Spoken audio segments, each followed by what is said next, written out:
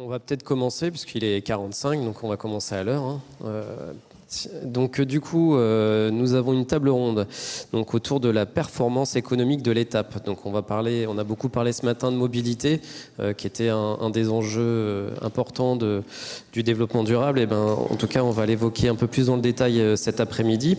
Nous avons pour ce faire donc Monsieur Laurent Savignac, donc, qui est chef de projet circulation douce à la région Centre Val-de-Loire.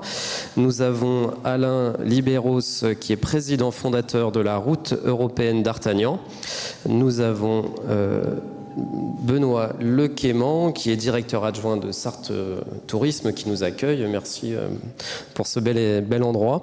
Et puis Nicolas Le Goff, qui est donc auteur de guides touristiques décalés, en tout cas qui nous apporte d'autres propositions, et donc qui aujourd'hui a une société qui s'appelle Passeur Urbansmade. J'écorche pas trop. Passeur urbain, ça va être plus simple en anglais, en français c'est mieux. Et Victor Provost, donc je serai l'animateur de cette table ronde. Je suis maire de Thiron-Gardé, dans le Perche d'Eure-et-Loire, et petite cité de caractère en cours d'homologation. Et puis on est aussi traversé par la Vélocénie, Paris-le-Mont-Saint-Michel à vélo. D'où le thème aussi de cette table ronde. Le Paris-Mont-Saint-Michel à vélo, c'est un itinéraire en plein développement qui, je dirais, avant le Covid, était plutôt pratiqué par des initiés ou des gens qui connaissaient déjà les véloroutes. Et depuis le Covid, on voit apparaître une nouvelle clientèle de néophytes et qui sont en demande de nombreux services différents des populations et des touristes qu'on pouvait avoir avant sur ces itinéraires. Et donc le Covid a fait vraiment un boom au niveau de cette fréquentation de cet itinéraire, et on a dû s'adapter. Parce que autant avant, les pratiquants savaient où ils allaient, comment ils allaient, où ils s'arrêtaient, et ils s'adaptaient eux au territoire. Maintenant, c'est le territoire qui doit s'adapter à la clientèle. Donc, les gens arrivent un peu à n'importe quelle heure, le soir, sans avoir d'hébergement. Qu'est-ce que je fais des enfants? J'ai crevé il y a 2 kilomètres. Comment je fais pour réparer mon vélo, etc.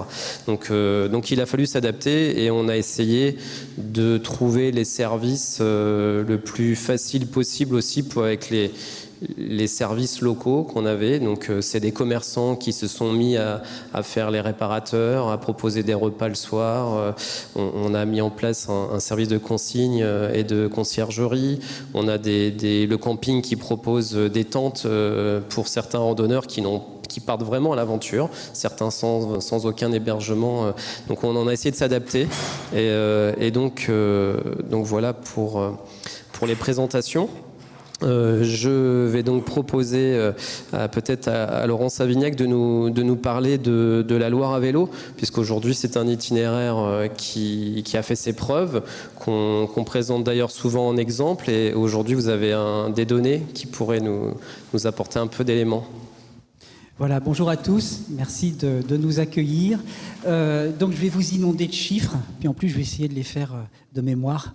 Donc bien sûr, pas de souci pour avoir l'intégralité de l'étude. Il faut aller sur le site pro du CRT, Centre Val-de-Loire ou Pays de la Loire, pour avoir l'intégralité des données. Bon, ce sont juste des chiffres donc, qui datent de 2022, qui sont des chiffres d'une première année post-Covid normale. Voilà.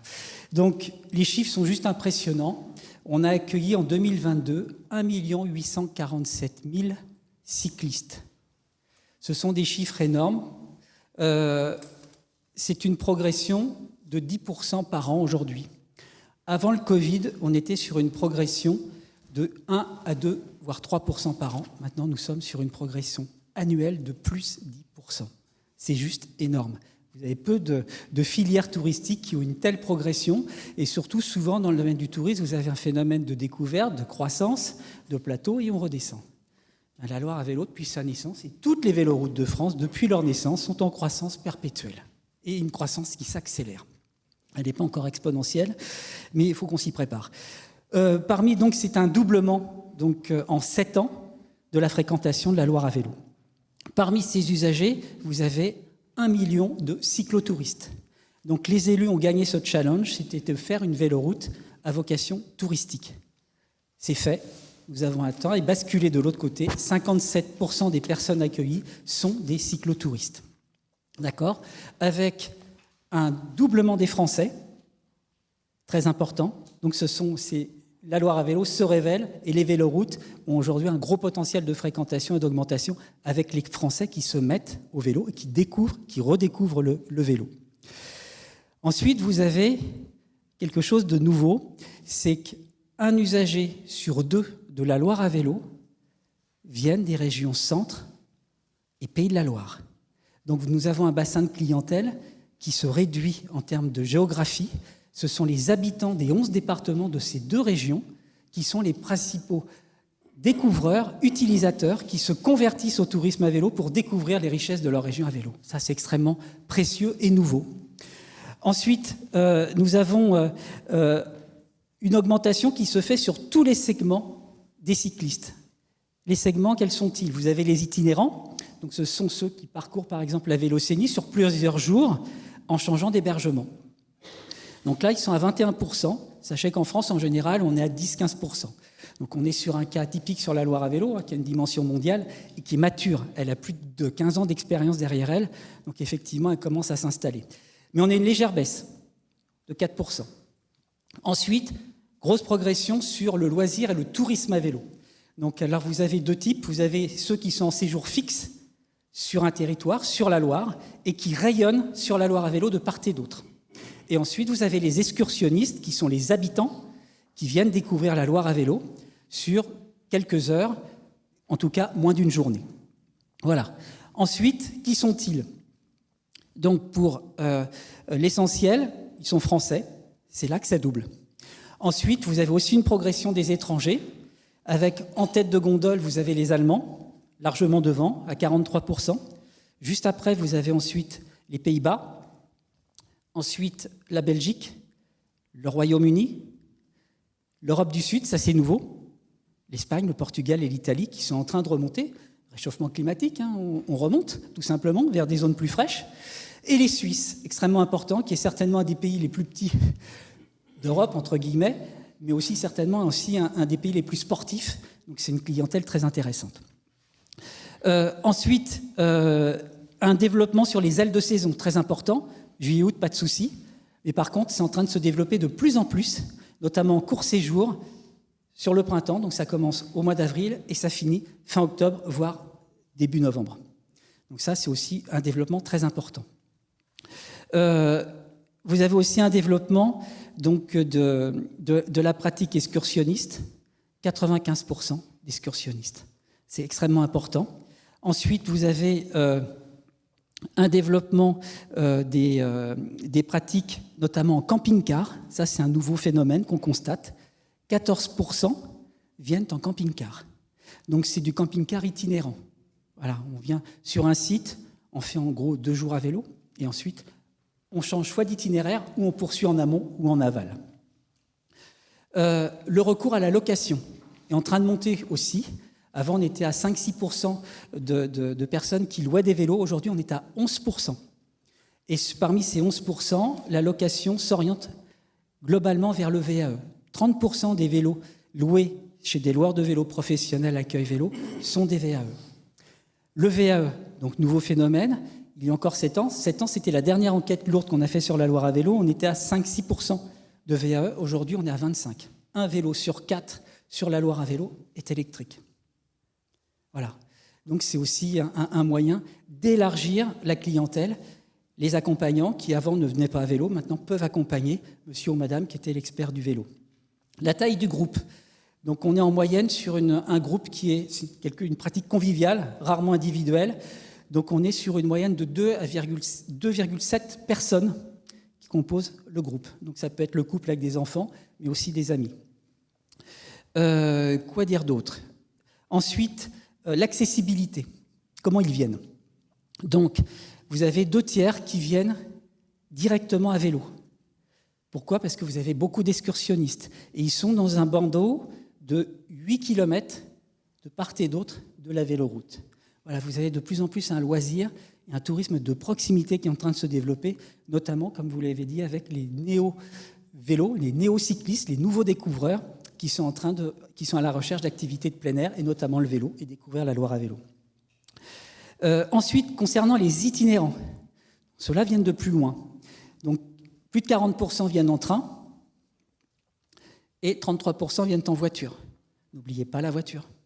L'enjeu, notamment pour le rural, je parle aux petites cités de caractère, pensez à la voiture. Vous n'avez pas tous la chance d'avoir une ligne ferroviaire à proximité. Donc le stationnement sécurisé des voitures, c'est extrêmement important pour ensuite partir à l'aventure et surtout avoir une chance de retrouver sa voiture en bon état en revenant. Voilà.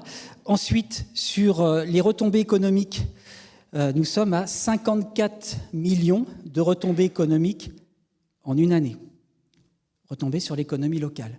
Donc, ce sont les dépenses de bouche, d'hébergement, de découverte, de visite. Sachez que la Loire à vélo a coûté 50 millions d'euros. 1 kilomètre de la Loire à vélo produit 60 000 euros de retombées économiques par an.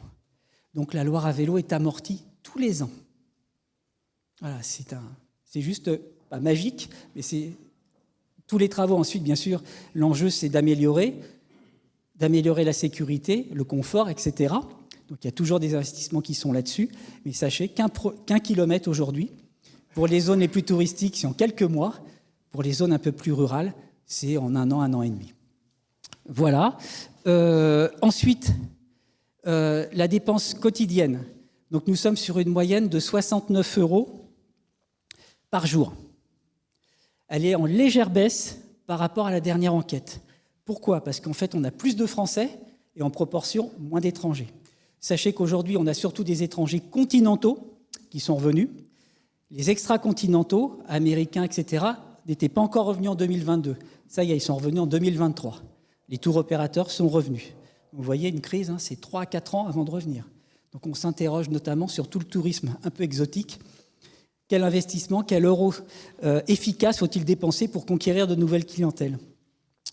Voilà. Ensuite, voilà, c'est pour l'essentiel. Ensuite, reste en tête de gondole pour l'hébergement, le camping, et ensuite l'hôtellerie, et ensuite chambre d'hôte. Voilà, j'ai fait le panorama à peu près des grands chiffres, des grandes données. Je suis au pourcentage près, j'espère que je n'ai pas trop d'erreurs, mais on est en gros dans les grandes proportions. Voilà, donc c'est vraiment quelque chose qui est en pleine croissance, et quand on regarde les chiffres de toutes les véloroutes de France, on est exactement sur les mêmes pentes de progression, peut-être pas en volume, mais en progression, on y est. Il y a une véritable appétence des Français sur la redécouverte du tourisme, du loisir, et dans un second temps, du tourisme à vélo. Voilà. Merci pour tous ces chiffres. Monsieur Léquément, je vais peut-être vous demander à l'échelle départementale comment on développe une stratégie justement autour de l'itinéraire doux et comment peut-être vous allez travailler plutôt sur l'intermodalité du coup. Alors oui, effectivement. Alors, on a l'exemple de la Loire à vélo, c'est intéressant. On est sur un itinéraire national, voire européen, tout comme la route d'Artagnan aussi. Et à l'échelle d'un département, on va avoir une approche sur du maillage et sur une volonté aussi de proposer différentes formes d'itinérance douce en fonction des différentes clientèles que l'on va identifier et cibler.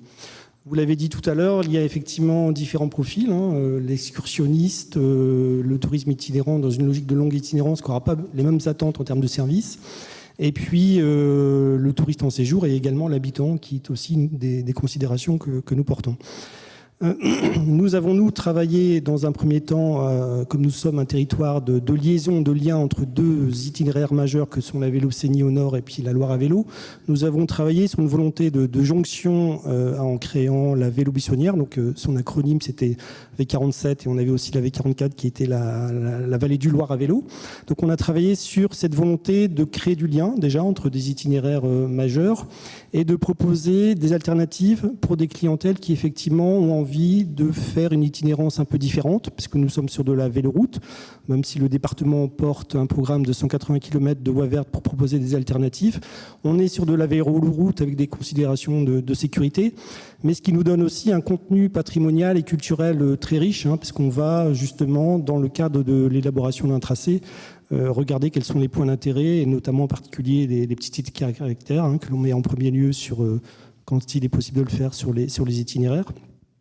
Merci de dire qu'on est un point d'intérêt. Oui, non, mais c'est essentiel pour nous d'avoir ces éléments-là. En fait, l'itinéraire en lui-même ne crée pas une destination ou un produit. Il faut effectivement qu'on puisse avoir du contenu et des ensembles de sites ou d'intérêt. Donc, on a une approche, et ça a été dit aussi ce matin en introduction par notre élu, sur un plan départemental de développement de l'itinérance, donc le cyclotourisme en premier lieu. On a la chance aussi d'avoir 7 GR qui maillent l'ensemble du département et 2 GRP, donc 2 GR de pays. Donc ça représente 700 km de sentiers balisés. Donc là aussi, on va travailler sur une offre qui va correspondre à plusieurs possibilités d'itinérance, donc de l'itinérance plutôt longue ou des possibilités de boucle. Comme on le voit, c'est quelque chose aussi qui correspond à des attentes. La possibilité de venir sur un séjour court, de se tester, peut-être préalablement avant d'aller faire un itinéraire plus long, de se tester sur un itinéraire plus court, mais aussi c'est simplement le fait de pouvoir aujourd'hui avoir cette possibilité de vacances, de venir sur un séjour plus court et de faire une pratique de randonnée quelle qu'elle soit. On a travaillé plus récemment, toujours dans ce souci de maillage et de proposition de diverses possibilités d'itinérance, sur la consolidation du tourisme fluvial, donc de la randonnée fluvestre en quelque sorte, avec à la fois nous une possibilité sur le département de 86 km de rivières navigables, mais on a créé un produit, une destination touristique en s'associant avec 2 autres départements que sont la Mayenne et le Maine-et-Loire pour créer Rivière de l'Ouest, donc qui est une marque. Donc une possibilité sur un bassin de 230 km d'avoir de la navigation sur de la rivière et pas sur du canal. Donc là aussi, toujours en ayant ce souci de ponctuer l'itinéraire au regard des possibilités de halte et de port, notamment concernant pour un certain nombre des petites cités de caractère, et toujours de travailler, il y a une étude en cours sur un maillage des services que l'on va proposer. Est-ce que c'est tous les 20, tous les 30 km Voilà, c'est aussi une approche que l'on mène. Et dernièrement, et là je fais le lien avec mon voisin, toujours pour compléter, consolider cette offre, on étudie la possibilité là aussi d'un itinéraire de la route d'Artagnan, pour créer par contre un axe qui ne serait pas un axe vertical, comme on a plutôt en ce moment des axes qui sont plutôt dans le sens vertical sur le département, mais un axe plutôt transversal, horizontal, qui traverserait le département et qui viendrait proposer là aussi une autre alternative d'itinéraire de randonnée équestre, mais en s'appuyant sur la présence et la richesse des GR que l'on a sur le territoire. Donc multimodalité, vision des services qui soient des services qui s'adressent au plus grand nombre, ne pas travailler en silo sur une cible de clientèle à particulier, même si les clientèles ont des besoins spécifiques. On comprend bien qu'une clientèle en itinérance équestre aura des besoins un peu plus spécifiques qu'un randonneur pédestre. La clientèle cyclotouriste, là on a la chance d'avoir un vrai référentiel avec Accueil Vélo qui nous fournit quand même une feuille de route certaine pour proposer des services et rassurer les usagers. Donc on a aujourd'hui 45 sites qui sont labellisés Accueil Vélo. Donc c'est une promesse de service et c'est une garantie, c'est une sécurité aussi pour les usagers. Donc on travaille sur cette volonté de s'adresser au plus grand nombre et de travailler sur l'identification de services qui s'adressent à toutes ces pratiques. D'accord, merci beaucoup. Donc, Monsieur Libéros, vous avez créé une route européenne. Donc, on remonte d'un cran, là, attention, on passe à l'échelle européenne. Donc, vous avez créé cette route principalement pour les randonneurs et les équestres. Donc, est-ce que vous pouvez nous expliquer déjà ce qu'est l'association et puis comment justement on monte un itinéraire équestre Merci beaucoup. Bonjour à tous et à toutes. Tout d'abord, je me présente. Je suis gersois d'origine, donc ça ne s'invente pas. D'Artagnan, c'était chez nous. Zone rurale, donc tout ça, j'ai vécu ma jeunesse dans une zone rurale des années 50-60, vous voyez, ça ne nous rajeunit pas. Cavalier, bien sûr, cavalier de loisirs. Et puis européen, je crois pouvoir dire que je suis européen, puisque j'ai passé 30 ans à Bruxelles. Sans ça, je crois que je n'aurais pas pu faire l'itinéraire de cette ampleur. Alors, c'est quoi la route européenne d'Artagnan ? C'est la vie réelle de D'Artagnan qui a été mise, je dirais, à plat avec une commission historique et la vie romancée par Alexandre Dumas. Parce que sans Alexandre Dumas, on ne serait pas là, je ne serais pas là, parce que c'est lui qui a rendu célèbre D'Artagnan dans le monde entier et qui a un peu porté cette culture mousquetaire. Je l'appelle maintenant culture mousquetaire parce que c'est bien franco-français pour le coup, mais qu'on souhaite exporter un petit peu en Europe et dans le monde entier. Donc j'ai pris le modèle de Saint-Jacques-de-Compostelle, pour faire simple, Bien sûr, ce n'est pas du tout la même thématique, mais l'idée, c'est bien celle-là. Donc, il y a 2 volets, l'itinérance douce et les outils de valorisation de la route. Alors, l'association d'abord, j'ai créé l'association, j'ai commencé à travailler en 2011, 3 ans de conception du projet, création de l'association à Bruxelles, avec des membres fondateurs, notamment la région du Centre-Val de Loire, les collectivités territoriales à différents niveaux, les fédérations équestres des 6 pays, puisque c'est 6 pays qui sont sur la route. J'ai un petit fascicule, si vous le souhaitez, vous aurez la carte et vous verrez comment ça se passe sur le terrain.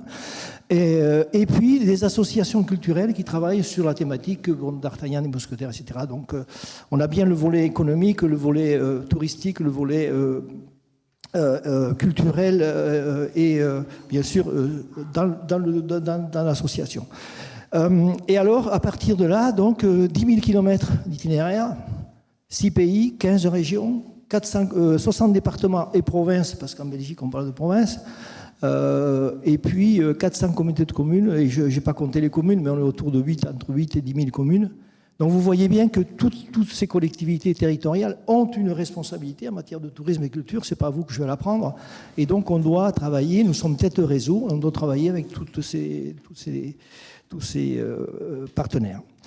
Donc l'itinérance douce, alors j'ai souhaité que ce soit multi-usage. Alors la dominante, c'est le cheval. On est bien d'accord, puisque les mousquetaires se promenaient à cheval, D'Artagnan suivait le roi Louis XIV et sa cour à cheval, et donc c'était vraiment la parade aussi. Donc ce volet, je dirais, parade et cheval de loisirs qu'on a mis en avant. Bon, la Fédération française d'équitation, évidemment, est un partenaire majeur. C'est eux, d'ailleurs, qui mettent en place les itinéraires sur la France et d'autres fédérations sur d'autres pays. Donc, voilà, ça, c'est le volet mise en place des itinéraires pour l'équestre, mais on a souhaité que ce soit aussi pédestre et vélo. Parce que les Néerlandais m'ont dit, ben oui, si vous ne mettez pas le vélo, on ne vient pas dedans. Donc, ça m'a strict, j'aurais eu du mal, parce que c'est vrai que D'Artagnan est mort à Maastricht, donc j'aurais eu du mal à faire ma route. Donc on a mis le vélo et puis on a dit on met les équestres et les pédestres. Voilà. Donc on a une approche multi-usage et je crois que c'est intéressant parce que création de l'itinéraire culturel européen, c'est quand même le Conseil de l'Europe, c'est 40 pays qui nous ont certifiés, on a été certifiés en 2021.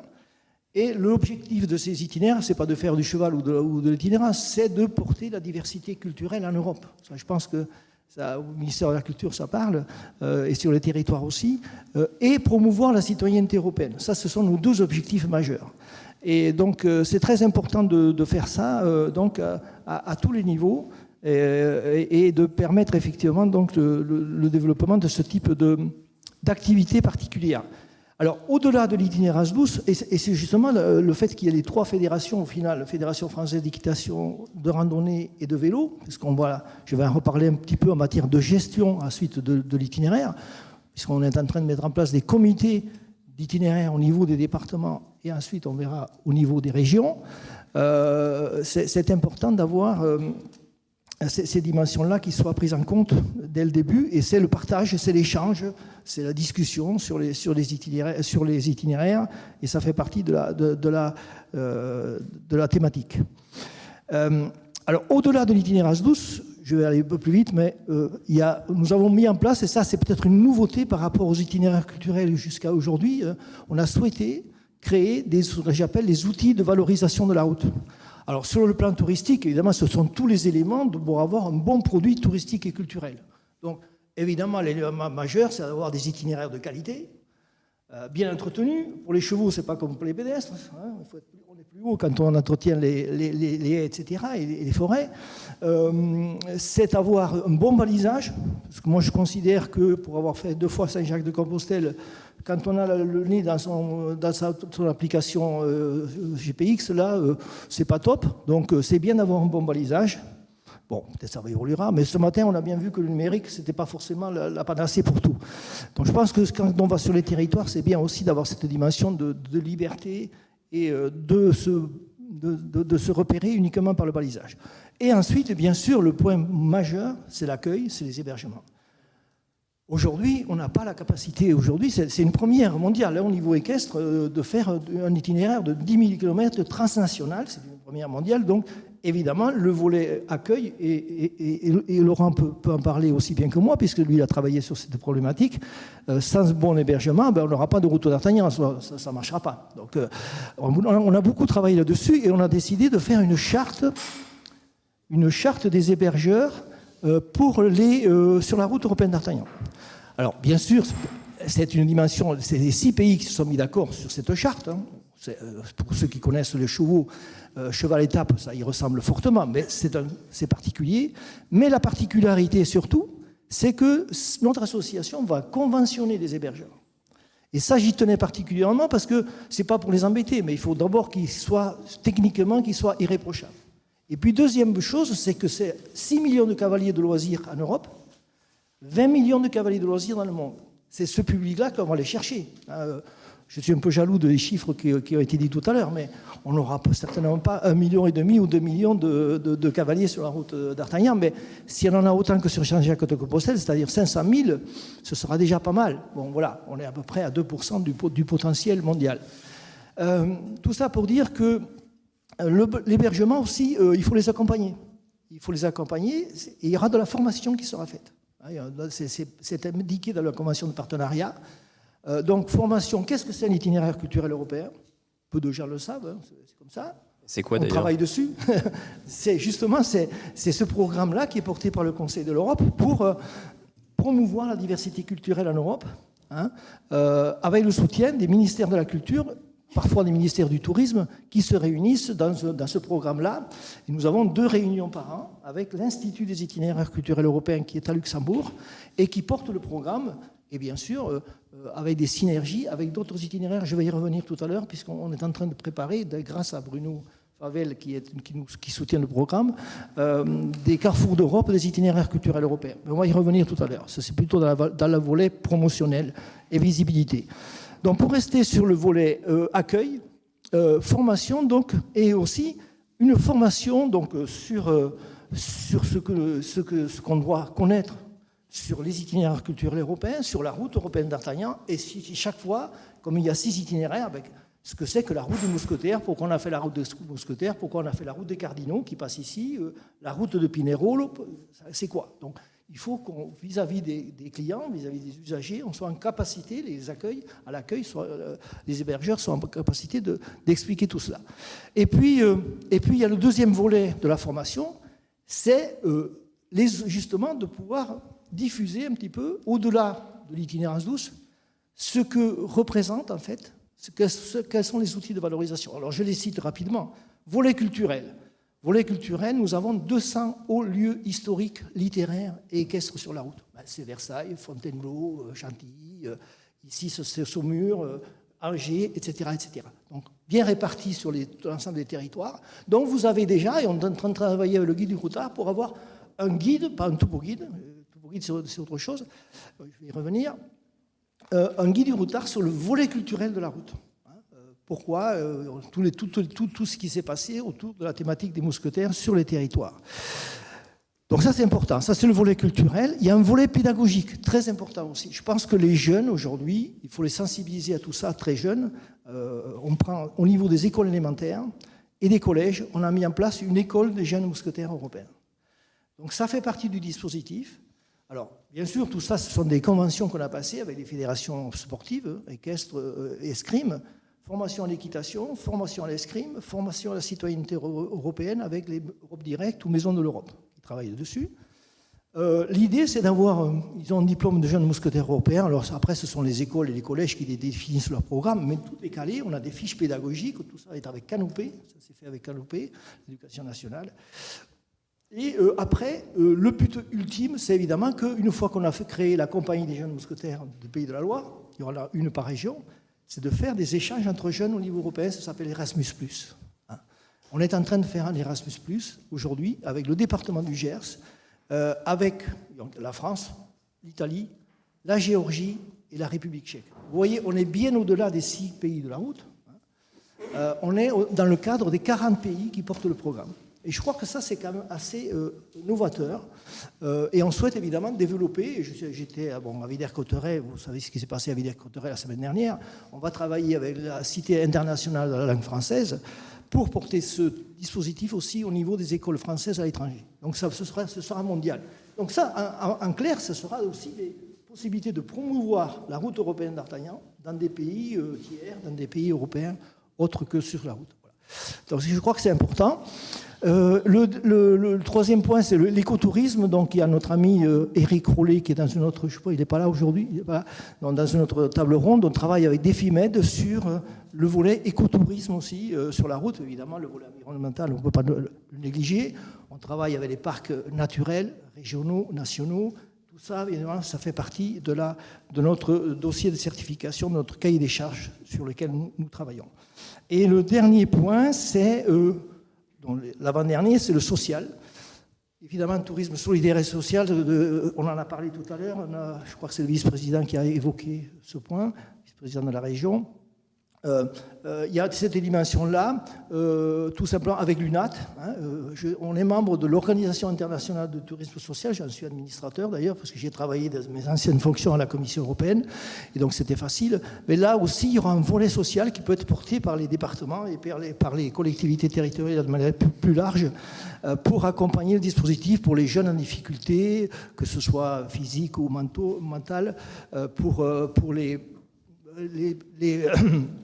les familles à revenus modestes, etc. Monsieur Daillot, ce matin, a bien dit qu'il y avait 1 million de Français qui, aujourd'hui, ne partent pas en vacances. Bon, si on peut les amener sur la route d'Artagnan, ça sera bien aussi. Bon, voilà, il faut penser à tous ces gens-là aussi. Donc, c'est le volet social que nous portons. Et le dernier point, c'est le patrimoine équestre.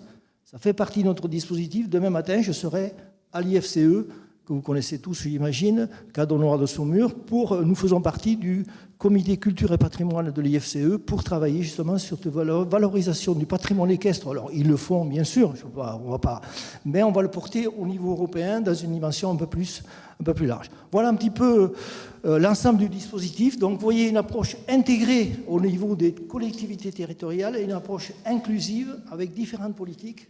Et on essaye de porter tout ça. On a encore du travail. Nous sommes jeunes itinéraires culturels européens. Merci. Merci. Nicolas Le Goff, vous êtes auteur de guides touristiques. Vous avez travaillé sur Paris et sa proche banlieue, et puis sur la Bretagne. Qu'est-ce que vous pouvez nous faire ressortir de vos expériences dans la ville et j'allais presque dire dans la campagne, même si la Bretagne a aussi des villes, mais voilà. Alors, oui, bonjour à tous. Alors, juste 2 mots pour vous dire un peu d'où je parle, parce qu'effectivement, je ne suis pas dans une institution ou une association et j'interviens, quand j'écris ces guides, en tout cas, vraiment comme un usager lambda qui aime bien défricher les territoires et qui s'est fixé un peu comme objectif d'essayer de faire du tourisme culturel en milieu urbain, mais pas que, en utilisant les mobilités durables. Quand je dis mobilité durable, j'entends mobilité active avant tout, parce que je fais pas mal de plaidoyer pour la pratique de la marche et du vélo. Et aussi les mobilités partagées, même si le terme n'est peut-être pas consacré, c'est-à-dire le recours au train, évidemment, mais le TGV, mais le TER, le car, auquel on passe moins souvent, et puis aussi parfois le bateau ou la pénif, quand sur un territoire, ça s'avère pertinent. J'en suis venu à ça parce que, pour vous citer, moi j'ai travaillé pendant une quinzaine d'années dans le milieu culturel, dans des équipements culturels, notamment un qui était situé en politique de la ville, à Paris, dans un quartier dont vous avez fait écho tout à l'heure dans votre intervention, c'est-à-dire dans le 19e arrondissement de Paris, un quartier un peu relégué par rapport à l'hypercentre de Paris, et où évidemment les flux touristiques ne conduisaient pas initialement. Et c'est à ce moment-là que j'ai commencé à réfléchir à comment mettre en récit une ville comme Paris. Et puis après, j'ai appliqué ça à d'autres territoires, en Bretagne notamment. Comment mettre en récit une ville comme ça, sans forcément, en générant de nouveaux flux et sans se concentrer sur l'hypercentre et les stars touristiques de ce territoire qui n'ont évidemment pas besoin d'être mises en lumière parce que tout le monde les connaît. On a évoqué le Louvre, par exemple. Et donc, mon sujet, c'était, en mélangeant un peu problématique de mobilité durable, c'est-à-dire essayer de promouvoir la marche et le vélo quand c'est possible. Question des droits culturels aussi, rendre appréhensibles des territoires qui semblent hostiles ou alors trop inaccessibles pour des populations qui ne sont pas forcément sensibles à des questions culturelles ou qui n'ont pas l'habitude de pousser les portes d'un musée ou d'un théâtre ou d'un tiers-lieu. Moi, j'ai eu envie de raconter, d'écrire des itinéraires qui partent de là où les touristes ont tendance à s'arrêter, pour les emmener dans des territoires un peu inexplorés, pour faire un pas de côté par rapport aux itinéraires touristiques parisiens traditionnels. Et donc, pour vraiment me concentrer sur la question des mobilités durables et de l'itinérance douce, même si moi, j'aime pas tellement le mot doux. Quand on parle des mobilités douces, je préfère mobilité active, parce que même si ça a un bon côté, et effectivement, c'est bien d'avoir un tourisme apaisé, slow, qui réinjecte la notion de plaisir quand on prend le temps de flâner, etc. Mais mobilité active, il y a aussi le côté, on met son corps en mouvement. Enfin, il y a plein d'autres choses qui sont peut-être plus positives dans la manière de projeter le discours sur ce recours à ces mobilités. Et donc, j'ai passé l'année 2022 à sillonner la Bretagne pour écrire un guide différent de ce que moi je voyais habituellement sur la Bretagne, où en général, dans les guides traditionnels, on s'intéressait beaucoup au littoral. Pas tellement aux grosses villes, parce qu'elles sont souvent perçues comme des villes de transit plus que de destination. Et aussi parce que j'avais envie de déjouer aussi les clichés de carte postale sur cette région que j'aime énormément puisque j'en suis originaire, de petites églises en granit que j'aime beaucoup et qui sont adorables et très agréables à découvrir dans notamment les petites cités de caractère, mais il y avait pas, je voulais pas qu'on réduise un territoire uniquement à certains aspects patrimoniaux ou à un type de patrimoine, et compléter un peu la carte postale en racontant aussi des territoires qui, par rapport au littoral et aux stations balnéaires par exemple, vivent à l'année et non pas uniquement l'été. Et je trouvais que la ville était un bon moyen de raconter le territoire de manière différente, parce qu'il s'y passe beaucoup de choses toute l'année et qu'il y a plein d'aménités pour les gens qui y vivent, mais aussi pour les touristes ou pour les city breakers ou pour les gens qui y transitent. Et aussi, c'est là que se trouvent les grandes gares desservies par le TGV et qui sont des grands hubs logistiques en termes de mobilité. Et je me disais que c'était pas mal de proposer aux gens de s'ancrer dans une grande ville comme Brest ou Rennes ou Saint-Brieuc, de s'emparer de la solution vélo, de raconter en tout cas qu'on pouvait, tout en étant non motorisé, en cassant un peu, en détricotant un peu le biais qu'on a, le rapport à la voiture que l'on a, de dire que c'était quand même possible, en arrivant en ville, et on associe peu la ville au tourisme durable, alors que je pense que c'est la première étape, de se saisir de ce qui se passe à proximité, et en se saisissant de la proposition notamment de location de vélo, de sortir de la ville pour aller découvrir des chemins de halage, des petites cités de caractère ou des sites naturels qui sont situés à proximité, et en prenant aussi l'option du TER ou du car. Et je trouve souvent que à chaque fois que je suis arrivé dans une ville et que j'ai un peu fait mon état des lieux de ce qui se passait dans ces grandes villes, je trouvais que était très peu mise en exergue les solutions de mobilité partagée, que sont le TER ou le car, qui étaient souvent perçus pour des usages du quotidien pour les gens qui vivent ici, mais peu perçus comme des modes de locomotion pertinents pour un touriste qui arriverait sans sa voiture et qui arriverait donc en train. Prenons l'exemple de Rennes.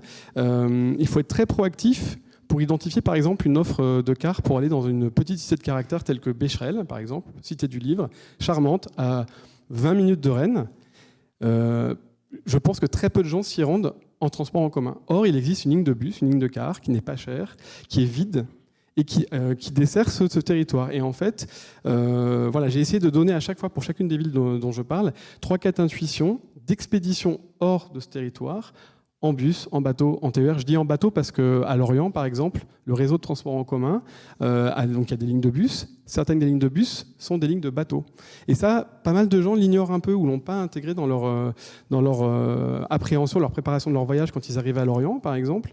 On peut très bien ne pas avoir de voiture, être à vélo, mettre son vélo dans un bateau et atterrir dans des communes limitrophes qu'il faudrait, en haute saison, une demi-heure, 3/4 d'heure, 1 heure pour atteindre, parce qu'il y a des embouteillages, parce qu'en fait, il y a un énorme détour à faire. Et donc voilà, j'essaye de proposer des solutions pour raconter un territoire hors des sentiers battus, en mettant en lumière aussi des lieux culturels qui ne sont pas forcément ceux vers lesquels on tendrait spontanément, c'est-à-dire les lieux de l'hypercentre. Alors que si on se dit qu'on va prendre le bus dans cette ville ou qu'on va prendre un vélo, on peut plus vite explorer les lisières et les épicentres des métropoles où il se passe plein de choses, où il y a souvent des lieux culturels considérés comme secondaires ou moins accessibles, ou parfois des gros équipements, par exemple un FRAC, mais qui sera situé en périphérie, qui ne sera pas dans la to-do list des gens qui viennent juste pour 24 heures ou une demi-heure parce qu'ils vont dire que c'est un peu excentré. Alors qu'en fait, si on prend un vélo de location en sortant de la gare, de la ville où On peut y aller en un quart d'heure, 20 minutes.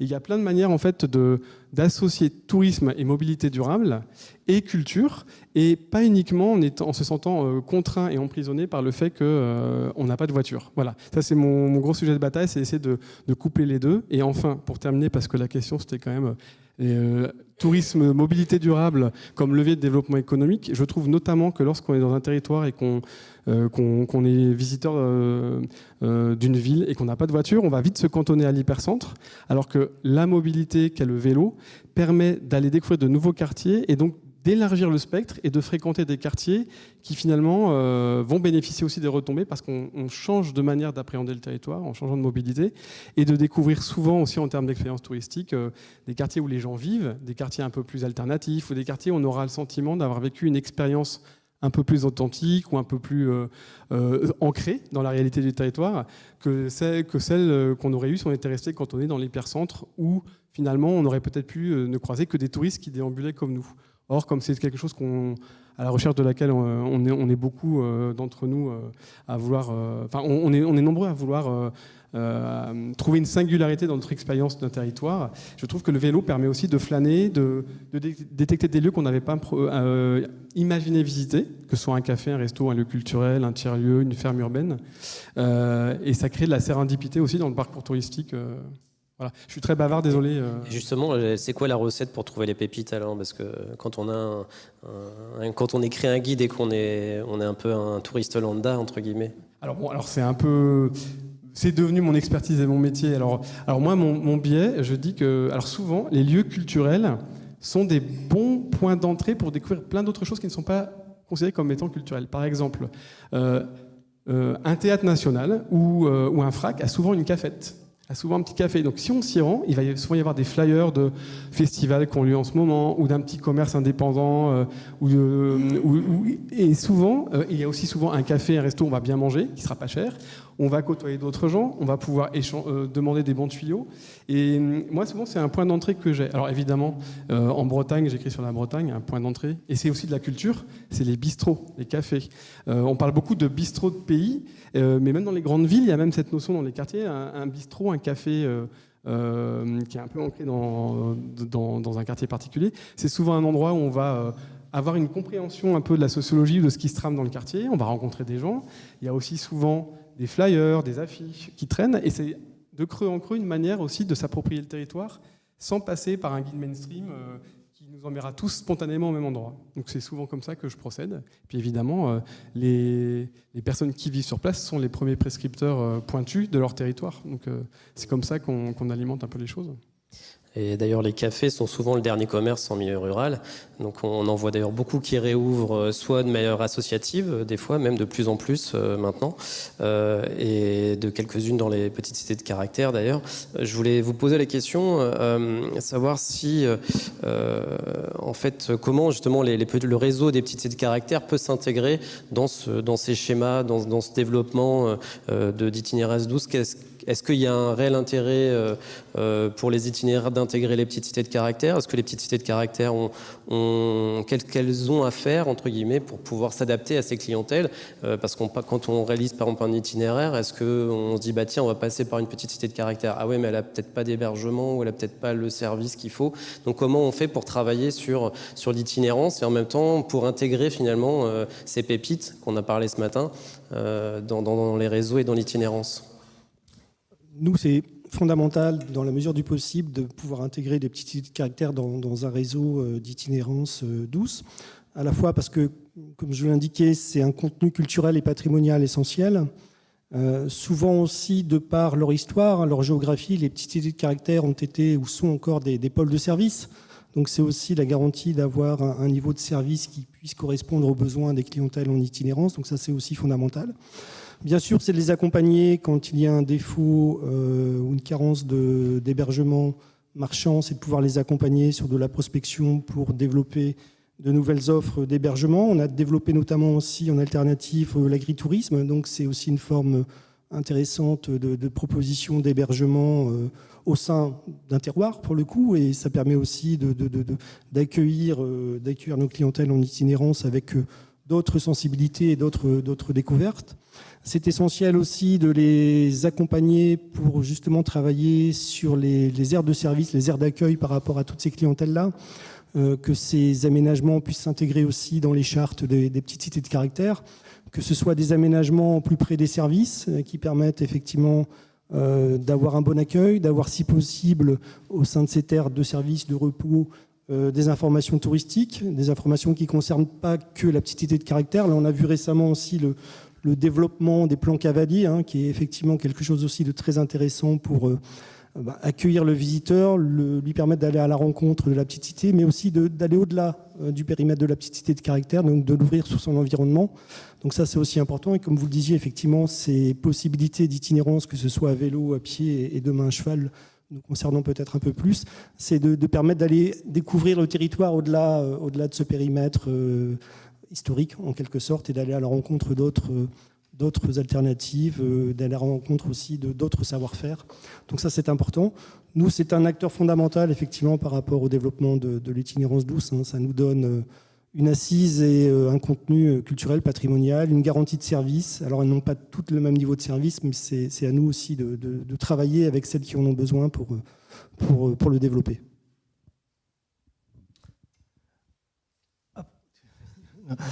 Pardon. Oui, donc pour nous, c'est pas très difficile. À partir du moment où les petites cités de caractère se trouvent sur l'itinéraire, c'est assez simple. Et comment vous les déterminez justement ces itinéraires? Est-ce que vous partez d'une histoire historique ou imaginée, enfin romancière? Comment vous les déterminez? Alors, au départ, c'est la commission historique et littéraire de la route qui a défini les endroits clés, les hauts lieux historiques et littéraires dont j'ai parlé, qui structurent l'itinéraire.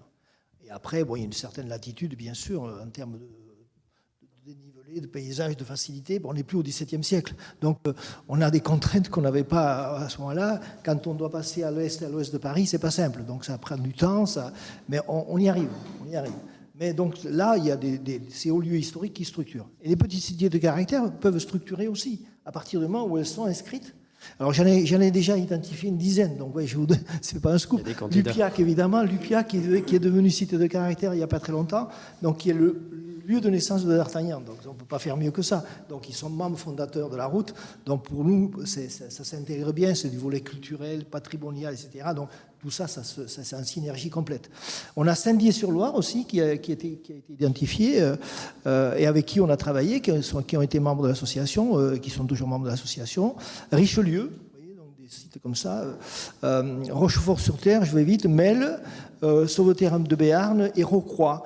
Et bien sûr, dans les Pays de la Loire, je peux regarder un dernier, Batte-sur-Mer, Le Croisic et Piriac-sur-Mer, qu'on a identifié en deuxième phase, parce qu'on a fait des études et des recherches sur la partie romancée d'Alexandre Dumas, puisqu'on se base sur les 3 livres essentiels d'Alexandre Dumas, qui sont les 3 mousquetaires, Le Vicomte de Bragelonne et 20 ans après. Donc c'est à partir d'une analyse poussée de ces trois ouvrages que nous avons identifié ces. Alors tout ça pour vous dire que c'est évolutif. Évidemment, ce n'est pas figé dans le marbre. On a aussi un devoir de recherche sur l'itinéraire culturel européen, sur la thématique. C'est-à-dire qu'on travaille encore sur l'histoire réelle de D'Artagnan, on découvre des choses sur les territoires. Le fait que la route européenne soit là aussi, ça permet de relancer des recherches au niveau des archives départementales en particulier. On va essayer de mettre un réseau des archives départementales. Bien sûr, on a beaucoup travaillé avec le département du Gers, mais ça fait partie de la convention de partenariat dont j'ai parlé tout à l'heure. Donc la convention de partenariat qu'on va avoir avec les départements, ça c'est un terme de gestion, couvre toutes les dimensions que j'ai dites tout à l'heure en matière. Après, c'est un menu. Chaque département décidera de faire telle ou telle action en accord avec les offices du tourisme départementaux. Donc ça permet de montrer que, évidemment, même sur le volet littéraire, on découvre des choses. On pourra aller jusqu'en Angleterre aujourd'hui, puisque, les ferrets de la Reine, etc. Mais bon, tout ça, ça va se développer de manière évolutive. Et pour les petites cités de caractère, peut-être à un moment donné, faut-il penser aussi peut-être avoir une convention de partenariat un peu plus, je dirais, ciblée, élaborée pour travailler, structurer nos relations. C'est comme ça que nous travaillons un peu partout. Merci beaucoup. Alors, moi je vais vous parler vélo et surtout 2 cas de figure bien différents. On vous a parlé surtout d'itinérance pratiquement longue distance, là, à chaque fois, sauf Pas toujours. Donc véloroute, longue distance. Et puis vous avez le deuxième cas de figure, c'est la boucle, le circuit sur moins d'une journée. Voilà, ce sont deux approches différentes. Vous avez une véloroute, vous avez la chance d'être sur une véloroute. Vous n'avez pas la chance d'être sur une véloroute. Vous êtes une petite cité de caractère, vous pouvez créer un circuit vélo. Voilà, donc deux approches différentes. Ensuite, quand vous êtes sur l'itinérance longue distance, je ne vous cache pas que souvent sur les véloroutes de France, je m'ennuie et je suis aigri.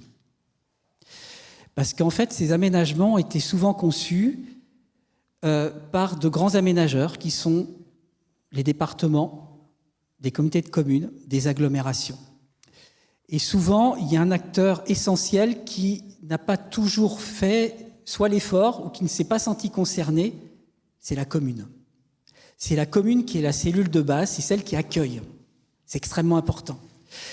Quand vous êtes sur une véloroute, vous allez traverser plusieurs communes. En général, vous préparez votre parcours à la journée. Vous savez où vous allez vous héberger et ce que vous allez visiter avant. La chance d'un cycliste, ce n'est pas une voiture. Vous n'êtes pas enfermé dans un cockpit. Il peut s'arrêter spontanément. Donc tout l'enjeu, c'est de faire que les communes s'ouvrent, puissent alerter le cycliste, l'interpeller. Il y a plein de moyens d'interpeller. Le freiner, l'arrêter, le piéger. Et une fois que vous l'avez piégé, ça y est, il consomme et vous allez peut-être le capturer. Ça, c'est le meilleur. Et il n'a pas prévu d'être capturé. Mais c'est à vous de bouger. Et comment on le capture ? Bien, on vous a parlé d'aire d'arrêt. Une aire d'arrêt, pour beaucoup, ce sont des aires d'arrêt catalogues. On a à peu près tous le même type de service. Si d'un seul coup, c'est l'ébéniste du coin, si c'est l'école, si c'est le lycée professionnel qui vous le produit, vous parlez de l'école des beaux-arts, qui d'un seul coup vous crée quelque chose d'intéressant qui vous est propre, là d'un seul coup, le cycliste, il est capable de s'arrêter. Quand vous arrêtez sur une aire d'arrêt, je m'assois, on ne me raconte rien sur la table, j'ai aucune chance d'aller vous visiter. Sachez que je suis à vélo, j'ai une succession de clochers, de mairies. Si on ne me dit rien, je ne m'arrête pas. Donc, vous avez plein de moyens et c'est à vous de bouger. Vous êtes une cité de caractère, j'adore parce que vous avez du caractère, prouvez-le. Donc, soit j'ai un intérêt personnel sur le patrimoine, j'irai naturellement. Je n'ai pas d'intérêt pour le patrimoine, à vous de me raconter quelque chose. Donc, le credo de la région Centre-Val de Loire, c'est de pousser des véloroutes culturelles. C'est pour ça qu'on a lancé les véloroutes de Saint-Jacques, c'est né ici, Centre-Val de Loire, on est loin de Saint-Jacques-de-Compostelle, parce que justement, on a surtout des cyclistes. Donc, allons-y, on va parler patrimoine. On est parti sur D'Artagnan, parce qu'on est en train de raconter une grande saga. On est parti sur Cœur de France, parce qu'on va vous raconter le cœur de la France, la vraie, celle qui bat, qui est aussi dans la diagonale du vide, donc c'est pas simple. Et puis, vous avez aussi les boucles, parce qu'on a regardé ce que faisaient les tours opérateurs, ceux dont c'est la vie. Donc ceux qui sont toujours le plus en avance sur le produit cyclotouristique. Ils sont avant les CRT, avant les ADT, avant les hébergeurs. C'est leur survie. Et le deuxième produit qu'ils vendent, c'est le circuit. L'itinérance en premier. Le deuxième, tout de suite après, c'est le circuit. Et sur des périmètres géographiques limités. 2-3 jours et un séjour fixe dans un même hébergement. Donc c'est le circuit. Donc, depuis 15 ans, on développe. Aujourd'hui, on en a 150 aménagés, jalonnés. Donc, ils sont des boucles de moins d'une journée. Vous avez vu les tendances Loire à vélo, on a plus de cyclistes, mais l'intensité de l'effort diminue. Donc, il ne faut pas avoir peur de faire des circuits de 10, 20, 30 km et pas plus. Ceux qui ont les mollets plus durs, ils n'ont pas besoin de vous, ils se débrouilleront sans nous et sans vous. Donc, tout l'enjeu pour vous aussi, c'est peut-être de ne pas travailler simplement sur l'accueil des voitures, parce que souvent, les plus beaux villages, les cités de caractère, c'est une expérience personnelle. Sachez que j'ai eu une autre vie dans le patrimoine. Pour moi, ça se résume souvent à un grand parking qu'on ne sait plus gérer, qu'on rend payant, etc. On accueille plein de voitures. Puis après, on découvre à pied, bon, bref. Le vélo, la randonnée pédestre ou le cheval, faire une boucle, ça permet de réancrer aussi ce village un peu artificiel qu'on a découvert en voiture. Je rappelle, je suis dans un cockpit, je sors, il faut que je me gare, je découvre, je repars. Eh bien, je crois que vous avez un ancrage, vous avez un passif. C'est bien aussi de développer un itinéraire qui vous permet de réancrer les hameaux qui sont autour, qui ont une histoire partagée. On diffuse un peu plus, on reste plus longtemps, et on consomme, et on garde un merveilleux souvenir. Je vous ai dit, je vous ai piégé. L'enjeu, c'est que vous réalisiez une photo, et et je sois sur les réseaux, on va parler de vous. Voilà, c'est ce que je vous souhaite et c'est ce qu'on essaye de développer avec un peu toutes les communes. Donc bien sûr, je dirais que le maire a un rôle extrêmement important. Il faut qu'il soit mobilisé et qu'il entraîne le tissu socio-professionnel avec lui pour justement bien analyser l'ADN. Parce que sachez, encore une fois, je traverse une commune, tiens, moi je suis médiéval. Sachez que celle d'après, c'est aussi du médiéval. Il faut encore creuser. Donc trouver les 2-3 chromosomes qui seront vraiment différents, qui seront portés par un artiste, par une activité agricole, par un artisan. Vous n'avez rien à dire? Bien, je suis sûr que l'école primaire pourra vous raconter des choses et pourra travailler. Voilà. Donc, il y a plein de sujets, je pense, à travailler pour chacune de vos petites cités de caractère qui sont toutes différentes avec les gens. Enfin, bon, on retrouve les 3 piliers qu'on a vus ce matin. Et puis derrière, c'est du cheval, c'est de la randonnée pédestre ou du vélo. Merci. Donc on a compris que quand on est sur un itinéraire, les petites cités caractères, elles ont un enjeu. Quand on n'est pas sur un itinéraire, il faut qu'on crée des boucles et qu'on puisse leur raconter une histoire pour les faire venir jusqu'à chez nous. Donc justement, sur cette mise en récit, Nicolas, vous avez créé 2 guides qui s'appellent Paris autrement et puis la Bretagne autrement. Donc comment on fait les petites cités de caractères autrement? Alors, je ne sais pas comment on peut faire, mais j'ai envie de rebondir sur cette intervention parce qu'effectivement, sur la question de proposer de nouveaux imaginaires, mise en récit des territoires, etc., souvent il suffit d'un tout petit truc en plus parce que chaque village de caractère a un charme fou quand on le connaît, quand on y va, etc., mais encore faut-il qu'on en entende parler ou qu'on soit amené à passer par là. Donc il y a la question des itinéraires. Et effectivement, j'aimais bien cette idée d'attraper, d'inciter à la halte. Et c'est vrai que c'est très important de travailler, je pense, sur la question de la signalétique, en faisant travailler des écoles d'art, des enfants des écoles, enfin, travailler une signalétique ou une scénographie urbaine. Alors, je dis urbaine, c'est pas le bon terme, mais le traitement des sols, le traitement de l'entrée de ville, de village, etc. Toutes ces choses-là, ça peut être singulier. Alors, évidemment, à l'heure des réseaux sociaux, on dirait c'est Instagrammable, etc. Mais même sans rentrer forcément dans cette logique-là, je voulais juste vous donner un exemple, moi, parce que ça m'évoquait ça quand je vous écoutais. Alors, on n'est pas en milieu rural, on n'est pas dans un petit village, on est dans le Grand Paris et dans plein de villes dans le monde. Mais il y a un artiste que vous connaissez peut-être qui s'appelle Space Invader, parce que moi je crois beaucoup aux vertus de l'art urbain, spontané ou reconnu comme art, parce qu'il y a plein de l'art urbain, c'est évolutif. Mais de plus en plus de gens aussi sont à la recherche de choses un peu singulières, et notamment Space Invader, depuis les années 90, c'est lui qui crée ces espèces de petits monstres pixelisés qu'on voit un peu partout, et il fait des invasions de certains territoires. Et ce ne sont pas des commandes publiques, il les fait de manière plus ou moins autorisée. Alors parfois des villes s'en sont emparées, comme Marseille, qui font des résidences artistiques avec des artistes comme ça. Mais en gros, cet artiste, il a déployé une petite application qui est toute simple. On peut attraper, quand on les voit, ces petites œuvres. Il y en a 4500 dans le monde, il y en a 1400 à Paris, mais surtout 1400 à Paris et dans le Grand Paris. Et dans des endroits pas forcément les plus glamour, les plus accessibles, les plus jolis. Il en a mis sur le Louvre, et puis il y en a aussi près du Périph', dans le 93, pour schématiser un peu les choses. Mais en fait, il y a des gens qui vont dans des villes, il en a mis à Dijon, il en a mis à Rennes, il en a mis à Nantes, enfin, c'est parfois anecdotique, mais pour certains aficionados, c'est devenu un prétexte au déplacement. Alors c'est juste un exemple, et puis c'est quelqu'un de très connu dont je vous parle, mais il y a plein de petites choses comme ça. J'imagine qu'il peut y avoir des compagnonnages d'un territoire très particulier avec un artiste ou un artisan qui aura produit des choses qui sont dispatchées sur le territoire de la commune et qui vont être très singulières et qui vont être identifiées et qui vont associer un artiste, ou ça peut être effectivement un agriculteur qui a un savoir-faire très particulier, qui fait, je sais pas moi, du sarrasin et des crêpes très particulières. Enfin, et c'est souvent au-delà du patrimoine existant, patrimoine au sens des monuments. Parfois, ce qui va pouvoir titiller les gens ou faire ça va être différenciant, qu'on va vouloir faire halte, ce sera souvent que il y aura peut-être d'autres signaux qui vont nous inciter à faire halte. Voilà, je m'égare un peu. Et sinon, une autre chose dont je voulais parler, c'est encore dans le Grand Paris et dans Paris, mais ça fait sens dans plein d'autres territoires à différentes échelles, c'est qu'il y a une association qui s'appelle Enlarge Your Paris, qui avait pour vocation de gommer un peu la frontière, un peu comme je le fais avec mes guides, entre Paris et le Grand Paris et la banlieue, sur laquelle il y a plein d'imaginaires positifs, négatifs, et qui a commencé avec la mairie de Paris à faire une signalétique au dos des panneaux qui disent la Concorde c'est par là, le Louvre c'est par là, qui au dos, de manière temporaire, avaient indiqué plein de lieux patrimoniaux intéressants, des théâtres, des centres d'art contemporain, mais qui étaient situés dans le Grand Paris, très loin, où peu de gens vont quand ils sont à Paris. Mais le fait qu'ils étaient à chaque fois indiqués à combien de temps à pied, combien de temps à vélo ou combien de temps en RER. Et effectivement, et c'était évidemment déployé, dispatché un peu partout dans la ville, à des endroits un peu stratégiques où passent beaucoup de touristes qui n'auraient pas spontanément osé ou pensé ou ne se seraient pas projetés aller voir, je ne sais pas moi, une fondation d'art contemporain à Pantin ou un tiers-lieu très rigolo où on peut boire des coups, faire de l'escalade et puis voir une expo temporaire dans une ancienne usine située au-delà de Saint-Denis, par exemple. Et c'est cette question de la signalétique et de la cartographie aussi. Penser des plans un peu rigolo, un peu design, un peu graphique, qui donne les temps de distance entre différents points d'intérêt et qui indique aussi où on peut louer un vélo, pas loin de l'entrée du village, où est-ce qu'on peut...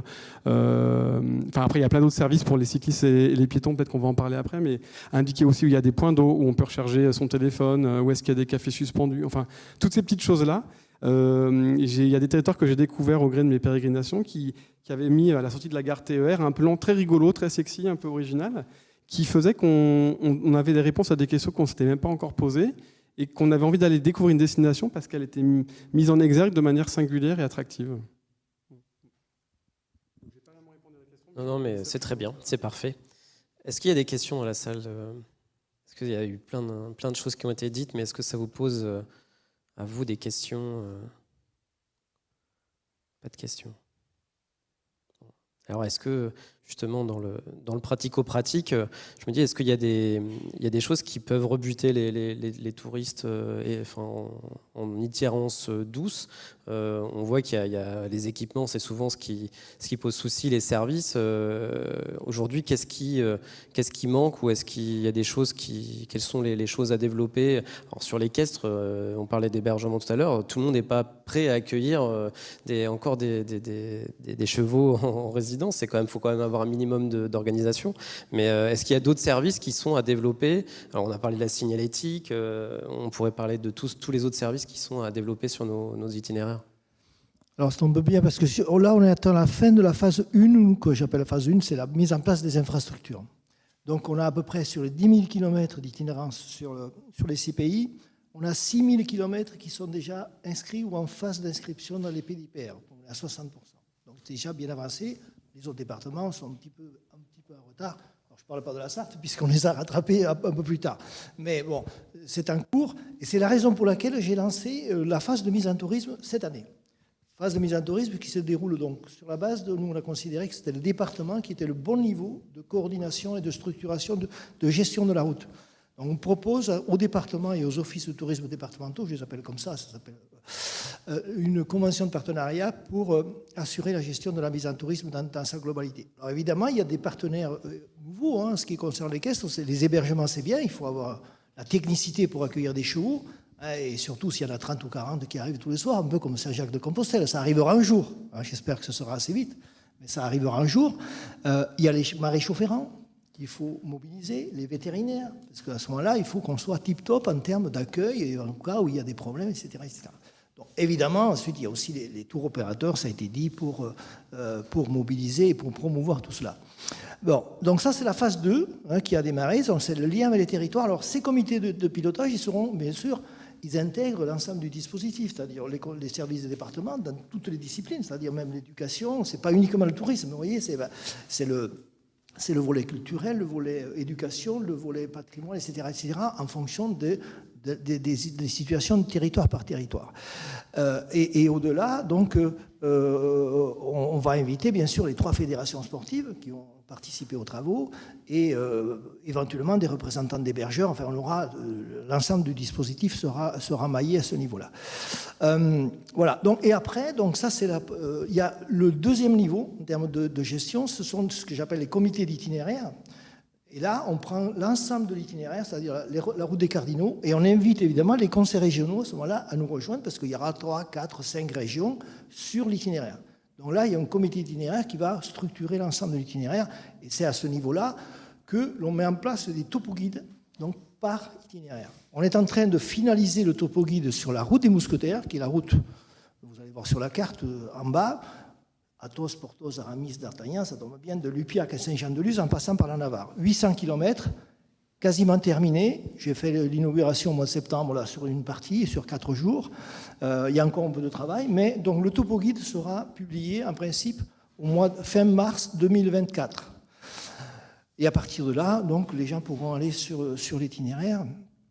Et on a conventionné avec les éditions Ouest France. Donc c'est eux qui portent le dispositif. Évidemment, on a créé une plateforme pour mettre en place ces topo-guides où on invite les collectivités publiques concernées et les offices du tourisme. Parce qu'évidemment, c'est de la co-construction. On ne parle pas que de la route d'Artagnan, on valorise l'ensemble du territoire.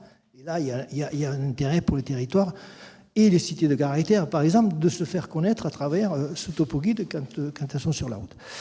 La troisième phase sera la phase de communication, promotion. Tout ça, ça a été calé dans le business model. Donc, évidemment, là, les régions ont un rôle particulier à jouer, les tours opérateurs, etc. Mais là, ce sera au niveau régional, national, européen. J'en profite, ce n'est pas parce que Nicolas est là, mais on a un fort soutien du ministère de la Culture là-dessus, puisqu'on a travaillé avec Atout France pour donner plus de visibilité. Là, je ne parle pas que de la route européenne d'Artagnan, mais de tous les itinéraires culturels européens qui traversent la France. Il y en a plus de 30, 31 je crois aujourd'hui, sur 48, c'est pas mal, 48 qui sont aujourd'hui certifiés par le Conseil de l'Europe. Et donc là, il y a toute une visibilité qui est mise en place. Et je reviens aussi sur le volet carrefour d'itinéraire, qui est aussi quelque chose que nous avons travaillé ensemble avec le ministère de la Culture, dont l'objectif, c'est à partir du moment où il y a 3 itinéraires sur un territoire, en général c'est au niveau des départements, à ce moment-là, on fait une action particulière, qui est d'ailleurs cofinancée par le ministère de la Culture, pour déjà faire des synergies avec nos collègues des autres itinéraires. Moi, je vais en organiser un, par exemple, dans le Gers au mois de mai prochain. Il y aura Saint-Jacques-de-Compostelle, Iter-Vitis, Route d'Artagnan et peut-être notre ami Philippe avec son projet d'itinéraire sur les sports. Donc voilà. Et là, c'est engager des coopérations entre nous, parce que c'est important qu'on travaille ensemble, et 2, donner beaucoup plus de visibilité vis-à-vis des populations locales, vis-à-vis de nos concitoyens, parce qu'ils ne sont pas bien connus, ces itinéraires, il faut le reconnaître, pour qu'ils se saisissent aussi de ce type de produits touristiques et culturels à l'échelle européenne, comme vous l'avez dit. Merci.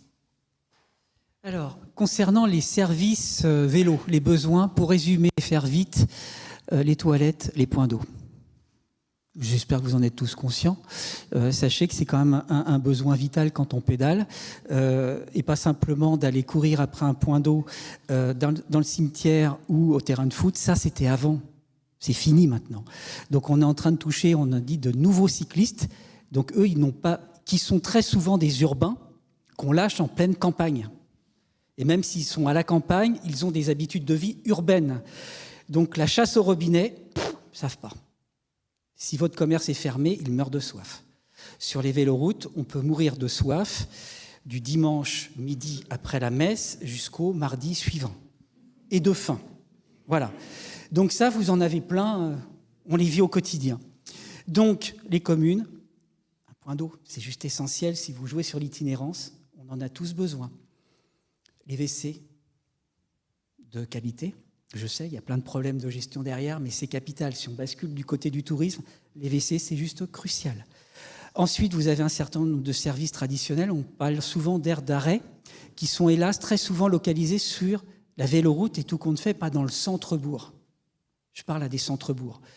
Il faut que les services soient dans le centre-bourg. Double effet qui se coule, ça sert aux habitants. Très important. Voilà. Ensuite, réchauffement climatique, on a besoin d'abris. Pour la pluie et pour la chaleur aussi. C'est extrêmement important. Et j'ai envie de vous raconter juste une anecdote. C'est un chantier, c'est les prémices, c'est le début de quelque chose. Le bivouac. Donc ça ne vous parle peut-être pas. Le bivouac, c'est pas encore complètement réglementé. Et j'ai envie de dire, ouf, tant mieux. Le bivouac, c'est la liberté. Le bivouac, c'est une nuit. Une seule nuit, à partir en gros de 20h, 19h, 20h, et le lendemain matin, 8h, 9h, on est parti. Donc ça, c'est quelque chose qui est surtout développé et connu en zone de montagne. Là, je m'adresse aux zones de plaine. Donc, heureusement, il n'y a pas le directeur, enfin, ou le président des campings de ce matin, parce qu'il me rentrerait dedans. Voilà. Sauf que je travaille aussi dans des territoires de la zone du vide, où j'ai des étapes qui vont faire 70-80 km. Et pourtant, on aménage une piste cyclable en site propre qui va traverser tout cet ensemble. Qu'est-ce qu'on fait? On ne fait rien. Donc, l'idée, c'est le bivouac. C'est aussi sauver des campings municipaux qui vivotent, qui se transforment en rien, et qui, tout compte fait, grâce à l'arrivée d'une véloroute, peuvent commencer à se relancer. Alors l'anecdote, c'est quoi? C'est un petit village qui est dans le Cher, donc on n'est pas dans le Val-de-Loire hyper touristique des châteaux, on est plutôt dans la Loire sauvage. Une petite commune, Bouleret, 1500 habitants, qui est traversée par la Loire à vélo, mais pas de bol. Le centre-bourg, il est à 2 km. Ils n'ont pas de site touristique connu. Et en plus, il y a un coteau pour y arriver. Donc le maire, par contre, c'est un maire extrêmement volontaire. Il a créé une signalétique, il a créé une aire de bivouac. C'est quoi son aire de bivouac? C'est juste le jardin, c'est le parc de la commune, qui est complètement aménagé. Et il a mis un règlement, un panneau, et qui l'a donné et qui l'ouvre aux usagers campeurs d'une nuit, tout simplement. Donc vous avez déjà le parking, il existait, les tables de pique-nique existaient, vous avez des jeux, vous avez aussi un lavoir couvert, et il a eu la bonne idée pendant l'été, il le couvre d'un plancher, l'abri en cas de pluie, en cas de chaleur. Ensuite, il a développé le problème des toilettes. Waouh! Il y a une carte avec justement tous les services. Il y a la douche qui est dans le centre-ville, il y a les toilettes qui sont dans le centre-ville, et puis il y a des jetons. Et les jetons, ils sont en libre-service ou, bien sûr, à la mairie, mais qui ferment. Donc, vous avez ça chez le cafetier, chez l'épicier, chez le coiffeur. Donc là, derrière, c'est l'appel à la consommation. Ensuite, à proximité, il a fait des toilettes sèches. Waouh! C'est qui a fait les toilettes sèches? Eh bien, c'est les agents communaux, avec, sur un site internet, comment construire une toilette sèche. Ils l'ont fait eux-mêmes. La recharge électrique, extrêmement important. La question n'est pas arrivée. Les VAE arrivent. Il y a un poste électrique juste à côté donc du parc paysager. Il a demandé à son électricien de sortir une prise électrique 220 volts. Voilà. Donc, on branche, on recharge son vélo, on recharge son smartphone. Coût de l'opération. Le maire est incapable de nous le dire. Il me dit royalement, allez, en 3 ans, à peine quelques milliers d'euros. Et de l'énergie pour le faire. Voilà, j'ai envie de dire toute cité de caractère qui peut s'ouvrir. L'idée, c'est d'ouvrir une pièce de sa commune. Et la pièce, c'est souvent une dent creuse, un petit espace paysager sympathique. C'est moins de 10 places. C'est très spontané. Ça sert au commerce. Ça donne de la vie. Et puis, la mise en récit, le contact avec les habitants, on l'a. Voilà. Il n'y a pas de vandalisme, il n'y a pas de problème. C'est vraiment Et la rédaction du guide du routard, l'écrivain, celui qui a fait le parcours, fait un retour et il dit j'ai mis Bouleret dans les 10 pépites de la Loire à vélo. Voilà. C'est donc, même avec peu de moyens, avec de l'énergie, des habitants, etc., on arrive à faire des choses merveilleuses. Voilà. Peut-être se dire aussi qu'à partir du moment où il a une ambition de prolonger une étape, de faire découvrir sa petite cité de caractère, son territoire, de se dire quelles sont les conditions pour qu'un client en itinérance longue puisse sereinement poser ses bagages, sécuriser son vélo, surtout qu'on sait qu'aujourd'hui que les VAE notamment ont quand même une certaine valeur marchande. Il y a certainement des réflexions par rapport à ça. Alors quand on a la possibilité d'avoir un office de tourisme de plus en plus s'ouvre sur des services de conciergerie, peuvent garder les bagages, etc. Mais ce n'est pas toujours le cas. Donc il n'y a pas toujours des accueils vélos non plus qui puissent proposer de sécuriser les vélos. Donc il y a certainement une réflexion par rapport au meilleur accueil, notamment du cyclotouriste, pour qu'il puisse prendre le temps de découvrir le territoire, de découvrir la petite cité de caractère en étant plutôt serein et léger dans ses déambulations. Est-ce que vous avez des questions? Une question.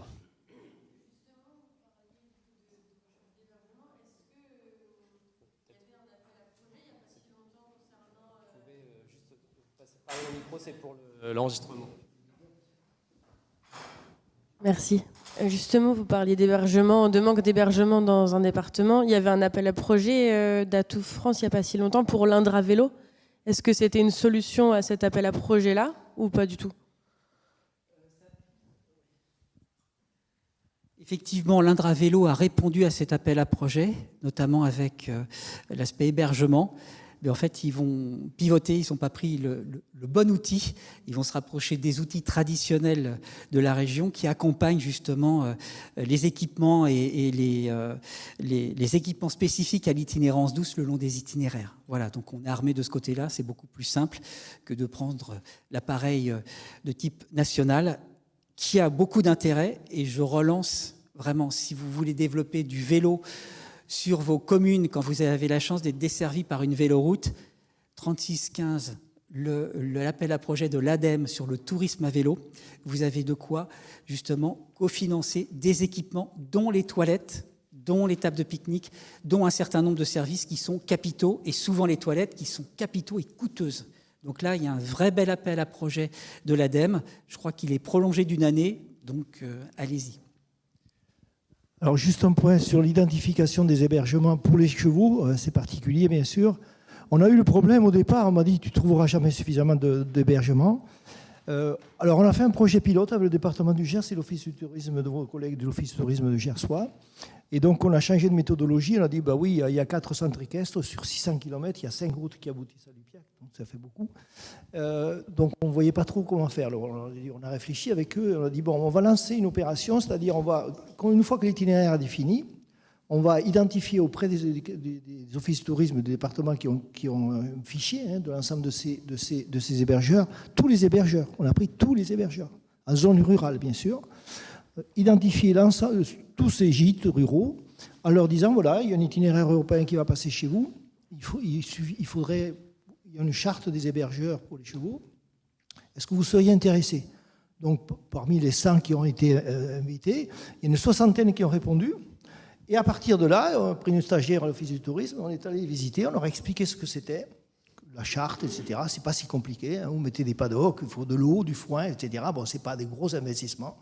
Ils sont en zone rurale, ils ont fait leur truc, et puis au final, on en avait 4, on est passé en 20 hébergeurs en 6 mois. Vous voyez, donc c'est pas impossible. Je dis pas que ça va marcher partout, mais de fait d'identifier donc tout le potentiel qu'il y a avec d'autres qui sont pas équestres aujourd'hui, mais qui souhaitent passer, ben voilà. On arrive, je pense, à combler le manque aujourd'hui d'hébergeurs. Il n'y a pas l'offre pour l'instant, donc c'est vrai que si on n'a pas cette offre-là au niveau des hébergements, ça ne marchera pas. Évidemment, après, à nous de faire en sorte qu'il y ait de la fréquentation. Et là, comme j'ai dit, nous, ça sera notre travail dans la phase 3, une fois que tout sera posé en termes d'accueil, que d'aller chercher ces 6 millions, 20 millions, on ne va pas les prendre tous, mais c'est là que notre travail sur la phase 3 va être important pour, évidemment, augmenter la fréquentation sur la route européenne d'Artagnan. Est-ce qu'il y a d'autres questions? Non, toujours pas. Bon, bah écoutez, je pense qu'on va clore là. Je crois qu'il y a un petit quart d'heure, c'est ça? Et non, il reste un petit quart d'heure ça fait un petit quart d'heure de pause avant la prochaine table ronde. On va pouvoir se dégourdir les jambes. Merci beaucoup de votre écoute et puis merci aux intervenants de vos expériences. Et puis à bientôt.